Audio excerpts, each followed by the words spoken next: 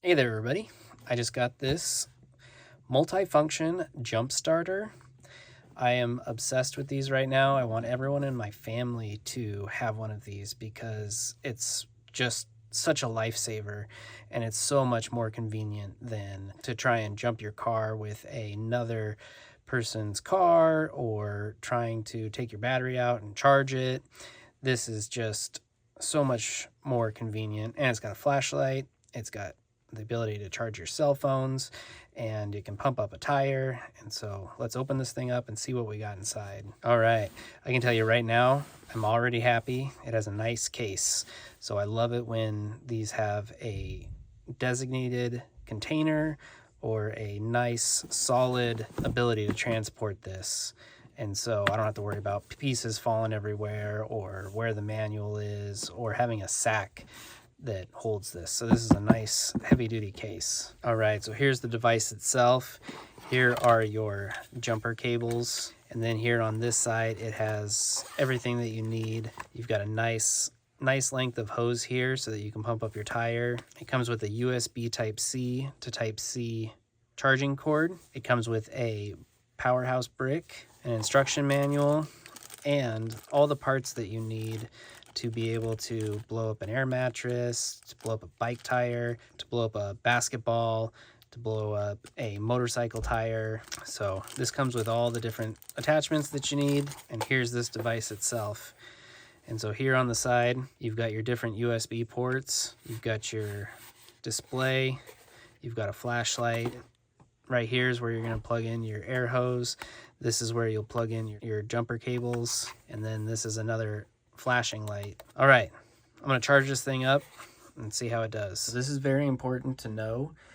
You have to plug in your power cord, plug it in to activate this device. If you don't plug it in first, it's not going to work. It's in transportation mode from the factory, and so you get it out of transportation mode by plugging it in.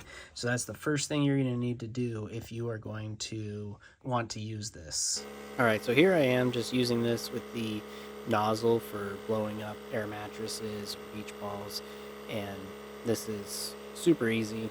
I just set it to ball mode, and it's not going to stop on its own because it would just blow this up, but way easier than me blowing this up manually. So it's really nice having this around. So let's see how it does blowing up a car tire. So you just press the power button, hold it. It's going to turn on your green indicator light, shows how much battery you have. And so then I've already screwed this in, and then you just screw this in here. It's got a nice length of hose, so it can reach. And so then you press menu, and it's going to show you where you're at. And so right now it's at 30.5, and it's set to 35 PSI. And so I've got it set on car.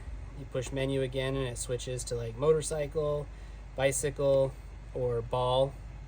And so right now I got it set to car. It's reading that it's 30.5 PSI, and I'm gonna pump it up to 35 PSI. So now all I have to do is press this air button. This took 45 seconds. And that's it. Now it's at 35, it stopped on its own. All right, so now I'm gonna pump up my truck tire. And so it's reading 26 PSI, and I'm gonna pump it up to 40.